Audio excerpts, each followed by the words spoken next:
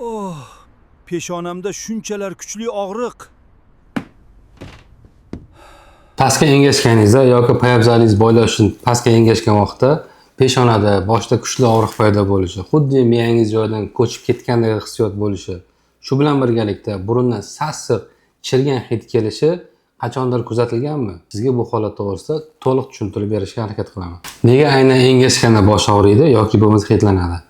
Anatomiyaga e'tibor beradigan bo'lsak, bizning burnimiz atrofida bo'shliqlar mavjud. Yuz suyaklari va yuz suyaklarning ichida bo'shliqlar mavjud. Yuqoricha bo'shliq, peshona bo'shlig'i va boshqa bo'shliqlar. Odatda bu bo'shliqlarda havo bo'ladi. Shamollash natijasida yoki bo'lmasam tishlardan yiringlar boshlanib yiringlash natijasida bo'shliqlarga yiring yig'iladi va engashgan vaqtimiz yiring oqadi, burun ichiga oqib, yiring harakati bo'ladi. Shuning natijasida burun atrofidagi nerv tomirlar siqadi va og'riq paydo bo'ladi.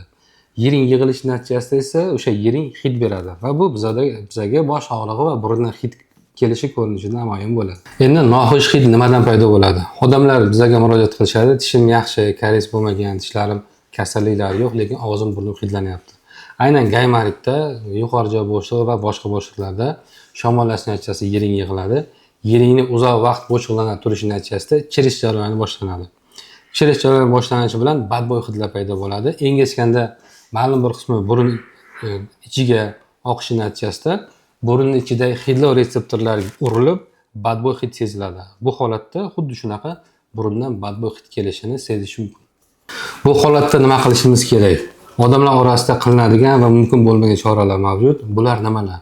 Tuzni qizdirib yoki bo'lmasa qizigan tuxumni yuzga bosish, burunga sarimsoq piyoz, shunga o'xshagan turli xil mahsulotlarni suv bilan tomirish hech qanaqa yordam bermaydi. Qizdirish choralari nabarot holatni og'irlashtiradi. Aynan qizgan narsa yuzga qo'yadigan bo'lsak, qon oqimi yuzga ko'payib, keyinchalik kuzatilishi mumkin bo'lgan boshqa asoratlar.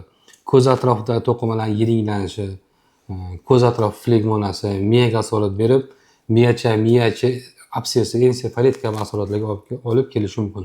Buni holatda nima qilish kerak? Albatta birinchi navbatda lor shifokoriga murojaat qilish kerak. Lor shifokor tomonidan ko'rilib, kerak bo'lsa rentgen, kerak bo'lsa 3D rentgen, kerak bo'lsa tomografiya qilinib, davolash choralari ko'riladi va standart bo'yicha tavsiyalarni qilgandan keyin bemorlarning holati yaxshilanadi.